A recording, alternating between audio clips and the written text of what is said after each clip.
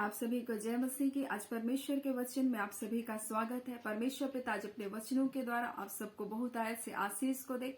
आज हम परमेश्वर के वचन से हम लोग सीखेंगे यीशु के आगमन के बारे में। यीशु मसीह ने कुछ हिदायतों को, कुछ चेतावनियों को हमें दिया, उन बातों को हम ध्यान से सुनेंगे, क्योंकि आज परमेश्वर अपने वचन के द्वारा यह बताना चाह रहा है कि बोलता है, हमें देखते हैं लूका उसका 17 उसका 32 में इस प्रकार से लिखा है, लूत की पत्नी को तुम स्मरण करो। फिर परमेश्वर का वचन हमें सब उपदेशक 12 उसका 1 में कहता है, अपने सृजनहार को तुम स्मरण करो। और दूसरा तीमुथियुस उसका 2 उसका 8 में लिखा है, यीशु मसीह को स्मरण करो। यानी हमें अपने परमेश्वर, अपने पिता, अपने सृजनहार परमेश्वर को स्मरण करना है कि उसने हमसे प्रेम किया और उसने हमें अपनी महिमा के लिए सृजा है, उसने अपनी महिमा के लिए हमें रचा, हमको बनाया है। इसलिए परमेश्वर का वचन हमें सब उपदेशक में कहता है, बोलता है, जवान अपने जवानी के दिनों में अपने सृजनहार को स्मरण कर, इससे पहले कि वो विपत्ति के दिन, वो संकट के दिन तुम पर आए, इसलिए तुम अपने सृजनहार को स्मरण कर।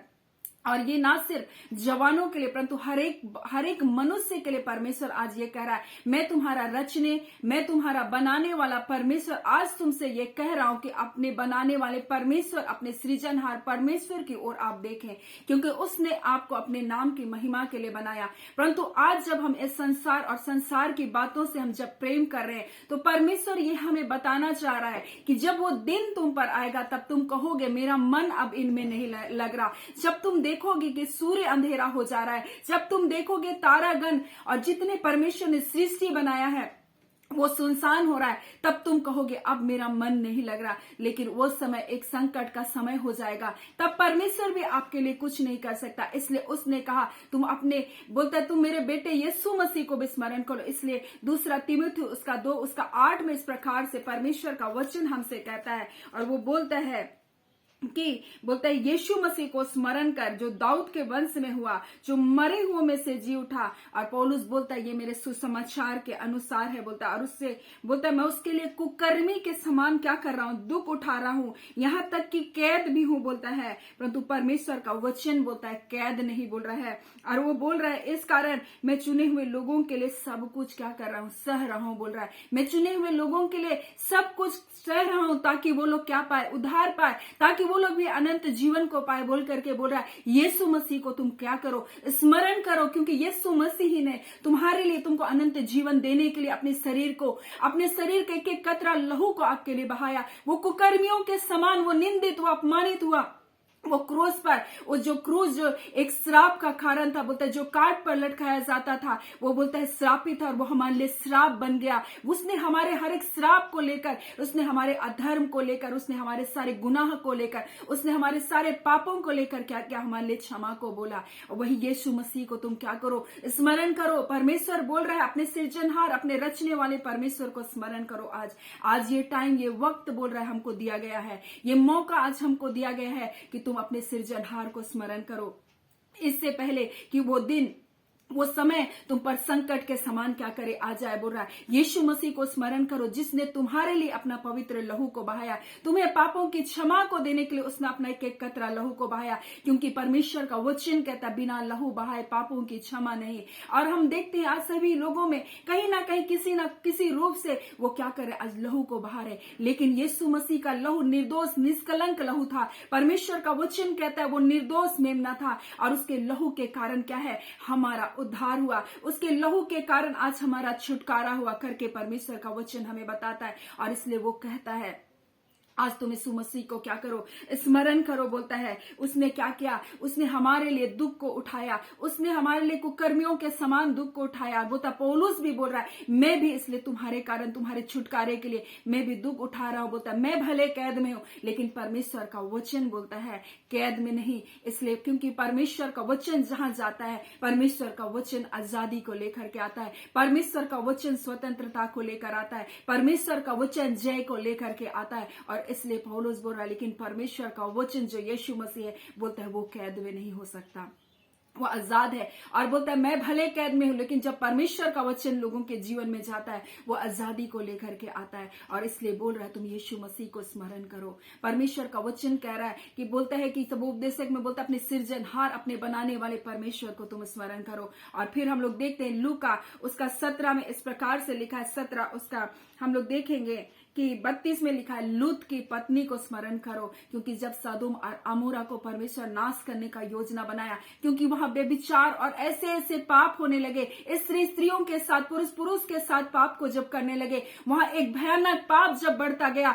और लोग सोच रहे पाप तो हमारे लिए आजादी है बोल रहा है, पाप तो हमारे लिए मनोरंजन का एक विषय है बोल रहा है। और जब वो लोग स्वर्गदूतों तक को नहीं छोड़े, वो लोग देखने के लिए जब उतरे थे, जब वो लोग लूत के परिवार को बचाने के लिए जब उतरे थे, उन्होंने उन स्वर्गदूतों को तक नहीं छोड़ा, लेकिन स्वर्गदूतों ने उनको क्या कर दिया, अंधा कर दिया। और वो रात भर क्या करे, दरवाजे को टटोलते रहे। यानी इतना भयानक पाप वहां पर बढ़ गया था। और परमेश्वर ने क्या किया, एक योजना के तहत अब्राहम की प्रार्थना को सुनकर लूत, उनके भतीजे लूत को और उनके परिवार को बचाना चाहा। लेकिन यहां पर देखते उसकी पत्नी से एक निर्देश दिया गया था, जब तुम बोलता है उसको निकाला जबरदस्ती, बोलता है तुम पीछे मुड़ करके मत देखना, परंतु लूत की पत्नी ने पीछे मुड़ करके देखा और वो एक नमक का खंबा बन गया। और इसीलिए परमेश्वर का वचन हमको हिदायत दे रहा है, लूत की पत्नी को स्मरण करो, क्योंकि उसने पीछे की ओर, उसने संसार की बातों के, हाय मेरा घर, हाय मेरा धन, हाय मेरी संपत्ति, और वो संसार की बातों पर अपने मन को लगाई थी। और वो उसने जब अपने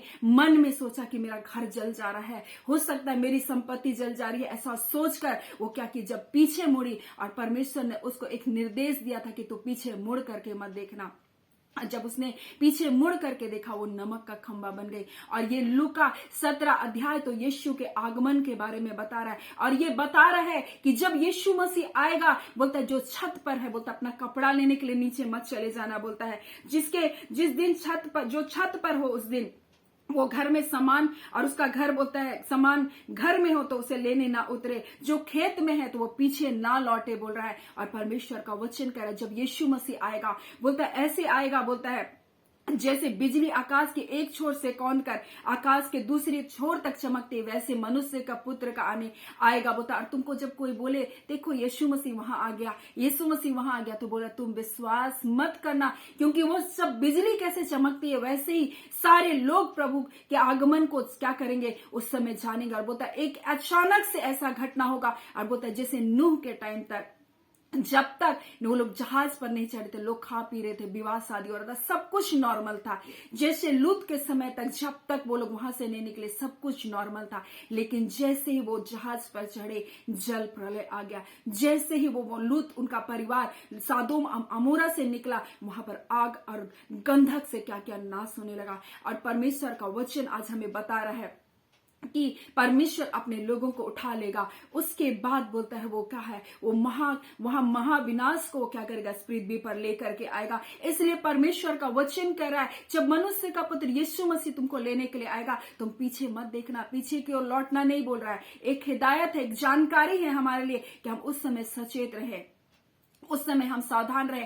अरे मेरा कपड़ा कहाँ, अरे मेरा ये कहाँ, ऐसा नहीं। हमको उस जगह में स्थिर से होकर के खड़ा होना। अगर हम बिछौने पर है तो हमको उस समय उसी जगह में हमको पड़े रहना। हमको बोलता है इधर उधर मत भागना, बोल रहा है। और परमेश्वर का वचन बोल रहा है, हमको संसार की चीजों के लिए बोल रहा है। दूसरा हमें ये बता रहा है कि हमको संसार की चीजों का इतना मोह हमको नहीं रखना है कि मेरा चीज ये खो गया। और उसके कारण बोल रहा है, आज हमको ये बता रहा है, आज बहुत सारे लोग अपने संसार में कोई चीज कोई छीन लेता है, या कोई हमको किसी बात के लिए ठोकर देता, उन बातों को हम पकड़ करके अपने जीवन में रख लेते हैं, और उसके कारण हम कुड़ते रहते हैं, बोल रहा है। लेकिन हमको लूत की पत्नी एक हिदायत दे रही है कि हमको अपने संसार की चीजों के लिए इतना ये नहीं होना चाहिए, इतना मोह माया नहीं रखना चाहिए कि हमको क्या करें, हम अपने उद्धार से वंचित हो जाएं, या उसके कारण हम इतना नफरत ना अपने अंदर पाल ले कि हम किसी को क्षमा ना करें और हम परमेश्वर के नजरों से हम दूर हो जाएं। और ये बात भी हमको परमेश्वर अपने वचन के द्वारा हमें बताना चाह रहा है। और ये 3 बातें तो परमेश्वर हमें बताता है कि अपने सृजनहार को तुम स्मरण करो, बोल रहा है, ताकि वो समय जब तुम पर आए, बोल रहा है, तब तुम शोक ना करने पाओ अपने। और बोलता है यीशु मसीह को स्मरण करो, क्योंकि उसने तुम्हारे उद्धार के लिए अपनी जान को आपके लिए दिया। उसने मर करके बोलता वो जी उठा ताकि वो आपको अनंत जीवन को दे। और फिर बोल रहा लूत की पत्नी को तुम स्मरण करो, बोल रहा है, जिसने संसार की मोह माया को, संसार की बातों को देखकर उसने अपने जीवन को क्या किया, नाश कर लिया, बोल करके परमेश्वर का वचन बता रहा है। और इसलिए बोल रहा है यीशु मसीह जब तुम आएगा तब तुम किस प्रकार से सावधानी को बरतो, इस बात को वो बता रहा है। सो आज परमेश्वर अपने वचनों के द्वारा हम सबको बहुत ऐसे आशीष को दे। आमीन। आइए हम प्रार्थना करेंगे। धन्यवाद देते हैं प्यारे पिता परमेश्वर। प्रभु यीशु के नाम से प्यारे पिता हम आपकी निकटता में आते हैं, आपकी हुजूरी में आते हैं खुदावन परमेश्वर। आज के सुंदर दिन के लिए, आपकी दया के लिए, आपके अनुग्रह के लिए पिता आपका धन्यवाद करते हैं। प्यारे पिता सचमुच आज अपने वचनों के द्वारा आपने अपने लोगों से बोला और बातचीत किया खुदान प्रभु। और प्यारे यीशु आपके आगमन के लिए प्रभु जो तैयारी की बातें आपने बताई प्रभु, उस आगमन की तैयारी करने पाए खुदान परमेश्वर। और खुदावन परमेश्वर दिन प्रतिदिन खुदान आप हमारे रचने वाले परमेश्वर है पिता। आपने हमें अपने महिमा के लिए रचा है प्रभु, हमारे जीवन से आपको महिमा मिलने पाए खुदान। हाँ खुदान, इस बात को हम स्मरण करने पाए पिता कि यीशु मसीह ने पिता परमेश्वर हमारे पापों के लिए, छुटकारे के लिए, हमारे अपराध, हमारे गुनाह, हमारे श्रापों के छुटकारे के लिए प्रभु अपनी जान को दिया प्रभु। हमें अनंत जीवन देने के लिए प्रभु जी उसने अपने शरीर का एक खतरा लहू को बहाया, उस क्रूस बलिदान को उसने सह लिया प्रभु जी। हाँ खुदान, इस बात को स्मरण करके प्रभु हम अपने जीवन में चौकसी के साथ चलने पाए खुदान प्रभु। लूत की पत्नी के द्वारा प्रभु आपने स्मरण कराया खुदान, उनकी गलतियों से प्रभु आपने हमें सिखाया प्रभु कि हम व्यर्थ बातों पर अपने मन को ना लगाए प्रभु। हाँ खुदावन परमेश्वर, और आज के वचन प्रभु हर एक के जीवन में आशीष का कारण, जय का कारण और छुटकारे का कारण बनने पाए खुदावन परमेश्वर। जितने रोग दुख बीमारी में है प्रभु जी, अपने चंगा करने वाले हाथ को बढ़ाकर उन्हें चंगा कर दीजिए प्रभु। खुदावन तरस खाइए परमेश्वर पिता, दया कीजिए खुदान प्रभु जी। वो बच्चे परमेश्वर जो बीमारियों के बिछौने में प्रभु, उन्हें छूकर चंगा कर दीजिए प्रभु। अपने पाक पवित्र लहू से अपने लोगों को धो दीजिए जो पापों और गुनाहों में दलदल में परमेश्वर पिता, उनके पापों को क्षमा कर दीजिए प्रभु जी। और उस जगह से, उन गर्त से आप निकाल लीजिए खुदा प्रभु। जो पिता परमेश्वर आग में गिराए जा रहे और शत्रु ने बेपरिमाण रूप से परमेश्वर उसे परमेश्वर नाश करने की योजना बनाई है, यीशु के नाम से प्रभु जी उनके मुख से वो निकल जाने पाए, उनके जबड़े से वो छूट जाने पाए पिता खुदावन यीशु के नाम से पिता। हम इस प्रार्थना को मांगते हैं खुदावन परमेश्वर पिता। आज के दिन परमेश्वर जब लोग अपने जीवन को आपके हाथों में समर्पित करें खुदा, आप उनके जीवन को स्वीकार कीजिए, आपको अपना उद्धार करता, अपने परमेश्वर जीवन का मुक्तिदाता करके ग्रहण करें प्रभु। आप उन्हें स्वीकार कीजिए, उनके पापों को आप क्षमा कीजिए और अपने राज्य के लिए उन्हें स्वीकार कर लीजिए खुदावन परमेश्वर पिता। हम सारी आदर महिमा आपको देते हैं। आपने जय छुटकारा दिया है पिता हर एक लोगों को पिता, मन की हर एक इच्छा जो उनके मनों में है प्रभु जी, जो उचित है खुदान प्रभु जी, उन बातों को यीशु के नाम से आप पूरा कर दीजिए। हम धन्यवाद देते हैं पिता। हर प्रकार की निराशा, हर प्रकार की हताशा की आत्मा, हर एक प्रकार की दुर्बलता और कमजोरी की आत्मा यीशु के नाम से आपके बच्चों को छोड़ करके जाने पाए। जो सर दर्द है प्रभु यीशु के नाम से जाने पाए। जो परमेश्वर पिता, हाँ पिता परमेश्वर पैरों में जकड़न है प्रभु जी, और प्रभु जी उसके पैर परमेश्वर मुड़े हैं खुदा प्रभु, और परमेश्वर पैर परमेश्वर काम नहीं कर रहा प्रभु, यीशु के नाम से वो चंगाई को पाने पाए खुदावन। आपकी चंगाई की सामत आपके बच्चों के जीवन में आ रही है प्रभु, और वो परमेश्वर आप उसे छूकर चंगा करे प्रभु, एक नया बल को दे रहे खुदान प्रभु जी। हम आपका धन्यवाद करते, धन्यवाद देते हैं प्यारे पिता। आपने प्रार्थना सुन लिया पिता, आपके बेटे यीशु के नाम से इस प्रार्थना को मांग लेते हैं। दया सुन अनुग्रह से ग्रहण कर लीजिएगा, आमीन। परमेश्वर पिता सबको बहुत ऐसे आशीष को दे, आमीन।